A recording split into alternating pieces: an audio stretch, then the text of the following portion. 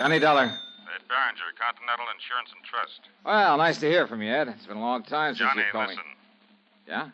I've already telephoned the airport, made a reservation. Well, good for you. Have a happy trip. No, Johnny. No, that reservation's for you. It's on the next flight down to New York. For me? What for? So hop into your car and get on out to the airport just as fast as you can. You've only got a few minutes to make that flight. Whoa, hold on. Wait a minute. I'll meet you there at Bradley Field, give you the address of the man in New York and all the details. Yeah, what man? His name is Lucian R. Look, Johnny, there isn't time. Get on out there to the airport. Yeah, you look. Unless I know why you want me to get down and see this Lucian, whatever his name is. Well? Sure, I'll tell you why. Well? Johnny, it's to prevent a murder. Oh?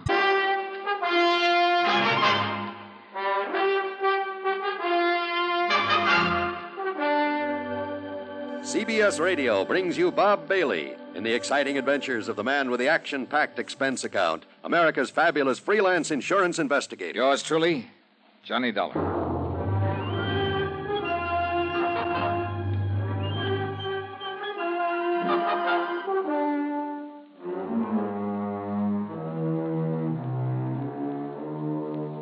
Expense account submitted by Special Investigator Johnny Dollar to the Continental Insurance and Trust Company, Home Office, Hartford, Connecticut.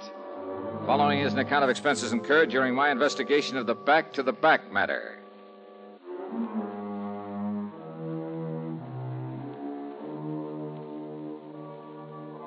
The gas tank of my car was dry as a bone, so expense account item 1 is $5.30 to fill it up. Then I tore on out to Bradley Field, and sure enough, Ed Barringer was waiting for me. Over here, Johnny. Oh, yeah. It's this plane over here. Hi, Ed. How are you? Here now. Here's your ticket. Okay. And here's Mr. Fletcher's address down in New York. Fletcher? Lucian R. Fletcher, head of the Fletcher Advertising Agency. Oh, wants to buy some commercial time on my radio show? No. Well, he better talk to the folks at CBS. No, Johnny, listen. Oh, yeah, that's right. You mentioned that nasty word, murder. He phoned me just before I called you. That agency of his is a small one, but prosperous. Up until a couple of years ago, when he took on a partner, it was practically a one-man operation. So? This partner's name is William Spade, Bill Spade. And what Fletcher called about was to tell me that Spade is out to murder him. Why? To get his hands on the advertising agency. What else? So jump onto that plane. No, wait, Ed. If Fletcher knows this, if he's sure of it... He's sure of it, all right. So, Johnny? Well, look, then why doesn't he call in the police? Have this guy, Spade, locked up?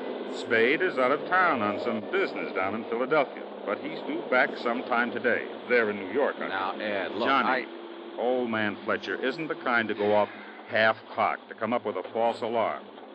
So go on down there, find out exactly what's up, do whatever's necessary to nail down his partner, and... Well, go on, Johnny. Your plane's about ready for takeoff. Okay. As long as you're paying the freight. But now listen. Johnny, you haven't any Oh, time. I'll make it all right. Relax. Listen, as soon as we take off, you telephone Lieutenant Randy Singer. Sure. New York Police Anything you Department, say. 18th Precinct, Homicide Division. Yeah, okay. Tell him what you just told me, and then I'm on my way. Sure. Now get aboard before you're too late. Sure. Item 2 on the expense account is, well, no, the ticket for the flight was already paid for, and of course I'd hate to be accused of padding the old expense account, or should I say getting caught. So, item 2 is a dime for a phone call as soon as I landed there in New York, and not to Mr. Fletcher's address at 614 East 52nd Street. 18th Precinct. Conroy. Yeah, Conroy, this is Johnny Dollar. Let me talk to Lieutenant Singer. Oh, hiya, Dollar. How's the private eye business these days? Special investigator to you, copper. Don't like being called a private eye, huh? What's your guess? And listen, us cops don't like being called cops anymore. Yeah, so I've heard. But haven't you heard, Conroy, that a rose by any other name? Now, what's that mean? Well, you figure that one out.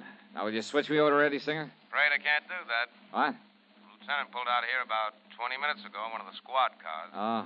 Big emergency or something, like aren't they all? But he'll be back. Well, look, do you know if he got a call from up in Hartford, Connecticut a while ago? No, not that I know of. But I need him on duty about half an hour ago. Okay. But I know he made a lot of frantic phone calls before he took off, if that means anything. Well, does it? Also, he took the medico along with him. Ah. Well, listen, Conroy, when he comes in, tell him I'll be over at 614 East 52nd Street. 614? At the apartment of a Mr. Lucian R. Fletcher. Now, Dollar, you... Tell him if he can make it, I want to see him over there. 614 East 52nd Yeah, that's right. Street. Now, listen. Gotta go now. Item 3 is 640 for a taxi into 614. For some silly reason or other, the doorman at that snooty address hesitated about steering me up to Mr. Fletcher's apartment. That is, until I flashed my credentials at him and mumbled the magic word emergency. Then I took the elevator up to the 9th floor.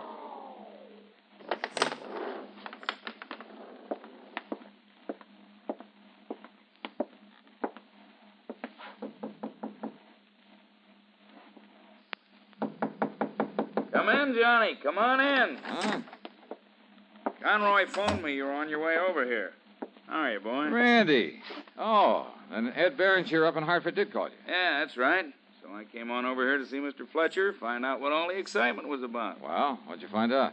Now, why don't you just come on into the library and see for yourself? Sure. I will. But if you ask me, Randy's seen... Huh? Yeah. This is Mr. Fletcher? That's Mr. Fletcher. Dead. That's right, Johnny. Dead as a doornail.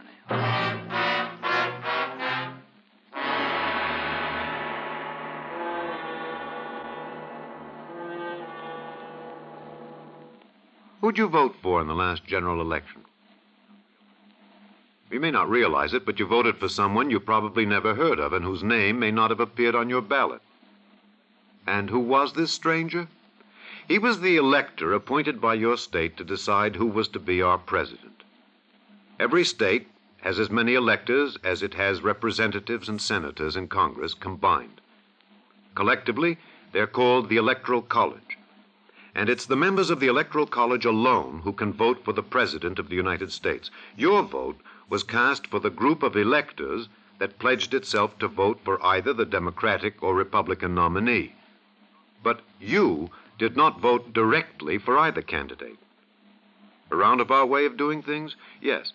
But you must remember that when the Constitution was written, there was no television, no radio, and few newspapers.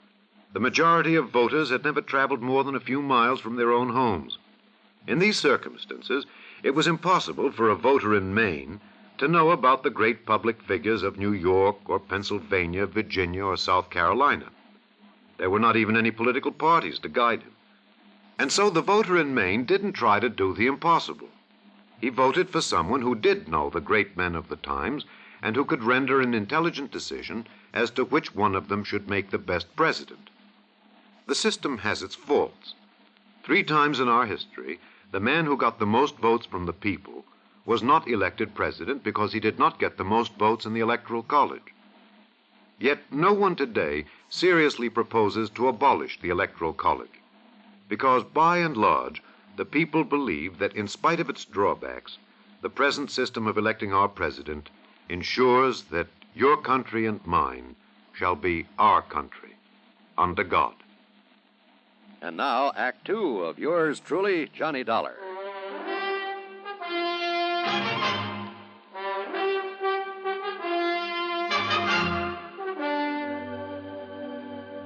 Yeah, Johnny, somebody came in here and finished him off with just exactly one nice, clean shot through the heart. Uh-huh.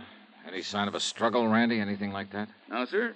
So it must have been somebody that he knew that let him in here himself. Yeah, well, I'll buy that all right. And it kind of proves the old man was right in his fears after all. Huh? When, Randy? Any idea when Mr. Fletcher was murdered? Well, I got that call from your insurance agent up in Hartford early this morning. I tried calling Mr. Fletcher at his office, but they told me he hadn't come in yet. Yeah? So I tried calling him here. No answer. So I grabbed Doc Snyder, and he was sure that Fletcher hadn't left the place.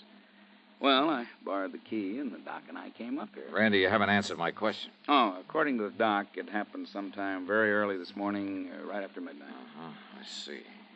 Doc and a couple of boys from the lab just left. Oh, did they find anything, Randy? Any clues? Not a thing to work on. All they know is that he was shot through the heart and what he was shot with. And believe me, Johnny, that bullet was placed just exactly right. Well, now, what do you mean by that? Well, just take a good look at it right there.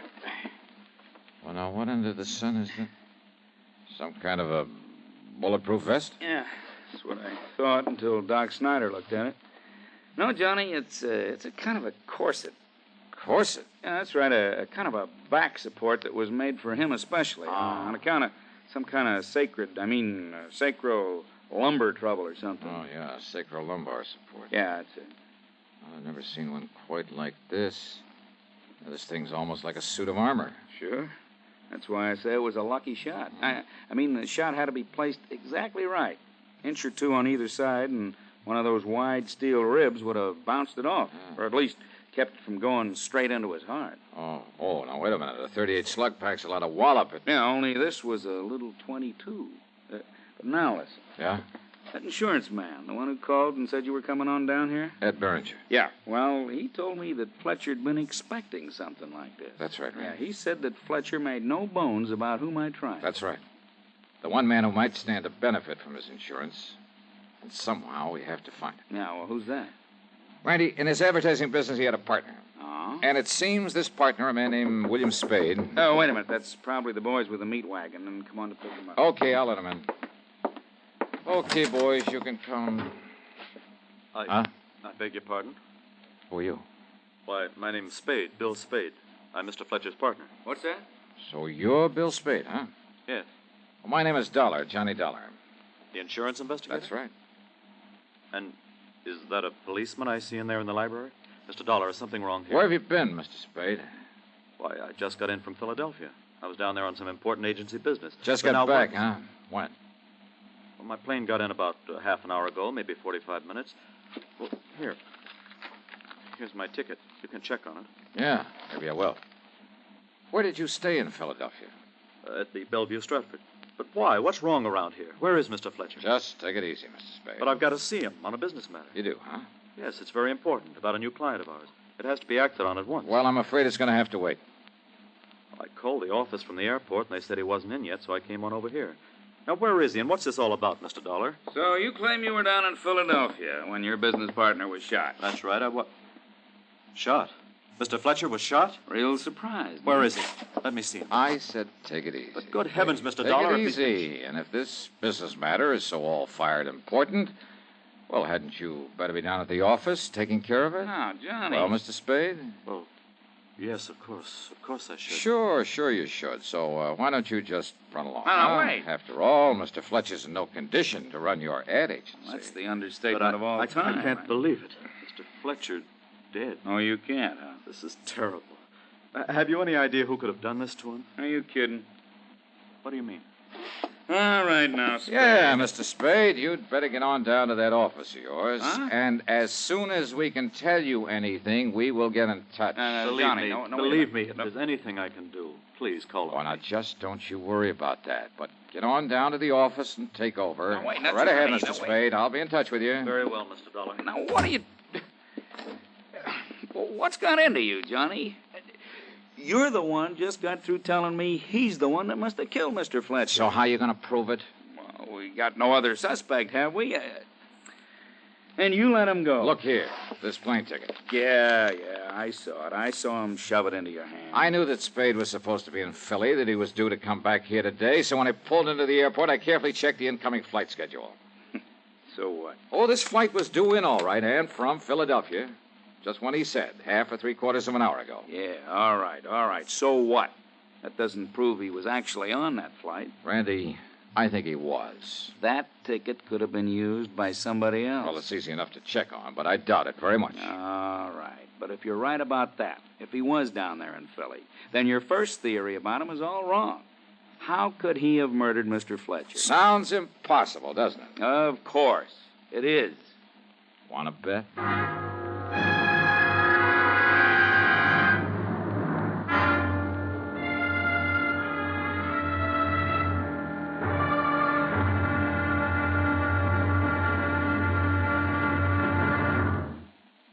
He looks just like his father. We've all heard statements like this, but have you ever stopped to wonder exactly why we resemble our relatives? One man did, Thomas Hunt Morgan. Born in Lexington, Kentucky in 1866, Morgan's interest in science took him to the University of Kentucky and Johns Hopkins. While his colleagues were choosing fields in physics and chemistry, Morgan's interest turned to something more personal, man himself. Why do we inherit physical characteristics from our parents? To find the answer, Morgan spent years studying the common fruit fly. he bred generation after generation, constantly observing the traits produced. He then computed mathematical tables and analyzed the whole question of heredity in terms of the nucleus. The nucleus, he observed, was the center of activity in every cell. As a result, he developed his theory of the gene. This theory, simplified, holds that each human cell contains hundreds of units called genes, and each gene carries a physical characteristic from its parents. For this outstanding work, Morgan was awarded the Nobel Prize for Physiology and Medicine in 1933. Thomas Hunt Morgan, an American scientist with the philosophy that somewhere there must be an answer. Let's find it. Now, Act 3 of yours truly, Johnny Dollar, and the Back to the...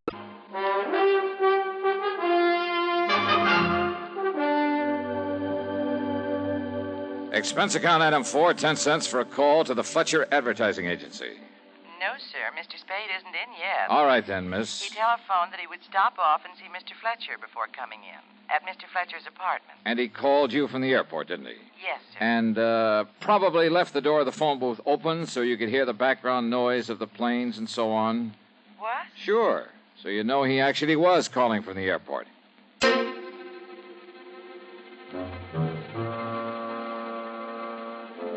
Item 5, 60 cents for half a dozen calls to various departments of the airline company.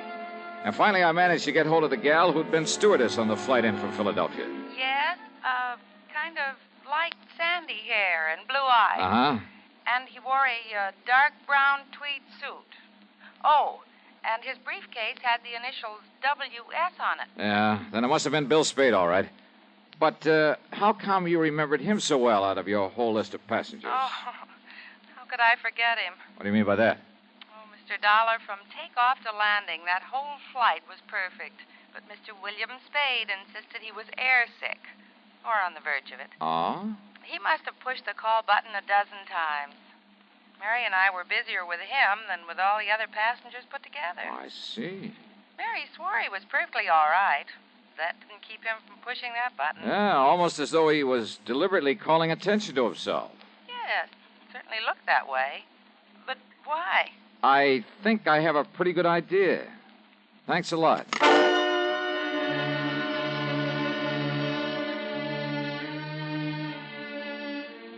Spade told me he'd stayed over in Philadelphia at the Bellevue Stratford. Item 6 is $1.30 for a call down there. Oh, that's right, sir. Mr. Spade got his key from me and went up to his room at about, 10 o'clock last night. You mean he said he was going to his room? That's right. Then he checked out about 8 o'clock this morning. I see.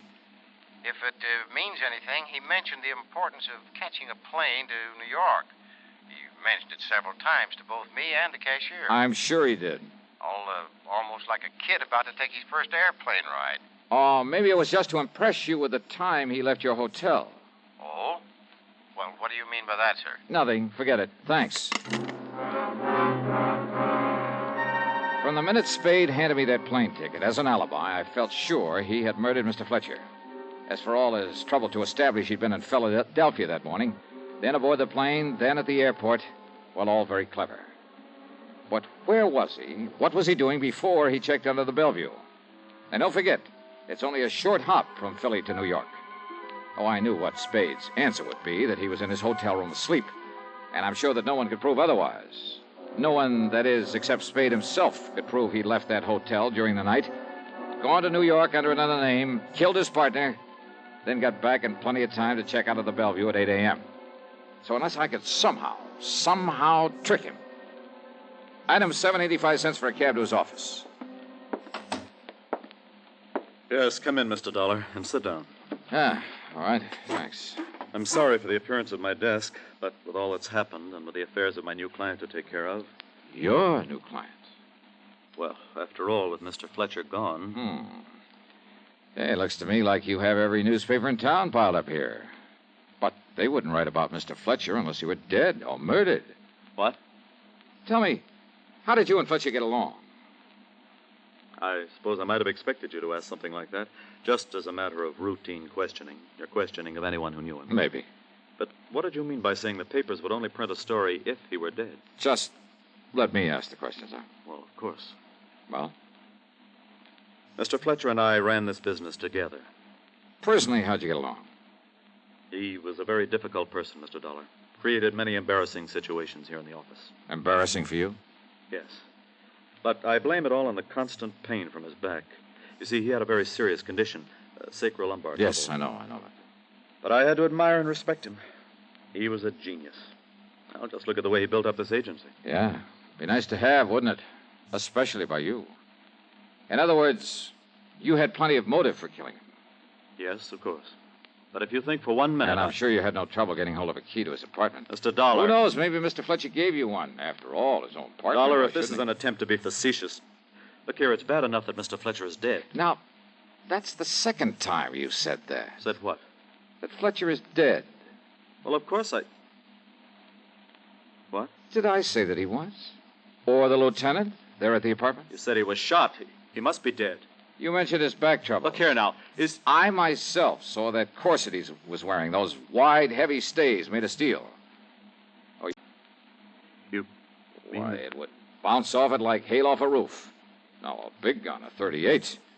But you forgot all about that regular suit of armor he had around him. But he fell. I saw him fall. Sure you did. And I thought the bullet... But if I didn't kill him, I was sure I had. I'd aimed for his heart, and when he fell... When he... Oh. Yeah. Oh, no. Fletcher is dead. And now that you've told me who did it... Dollar, please, listen. You, mind if I use your phone?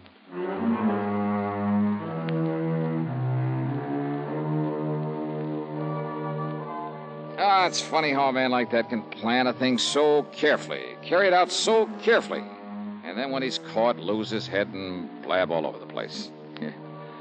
Spade even made a grab for the little .22 pistol he'd used and had right there on his desk. Well, it'll be good as evidence. Expense account total, including a good meal on the fare back to dear old Hartford? $25.80. Yours truly, Johnny Dollar.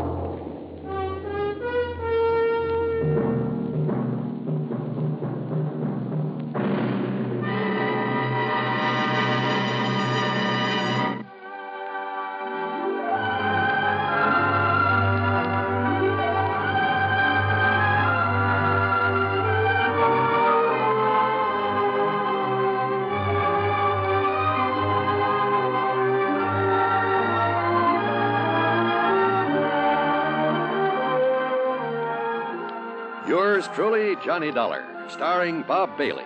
Originates in Hollywood and is written, produced, and directed by Jack Johnstone.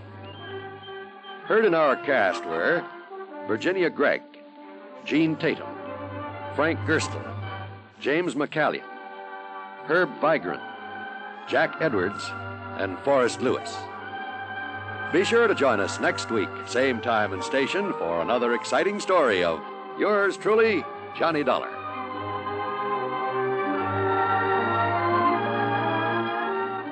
This is John Wall speaking. Johnny Dollar has come to you through the worldwide facilities of the United States Armed Forces Radio and Television Service.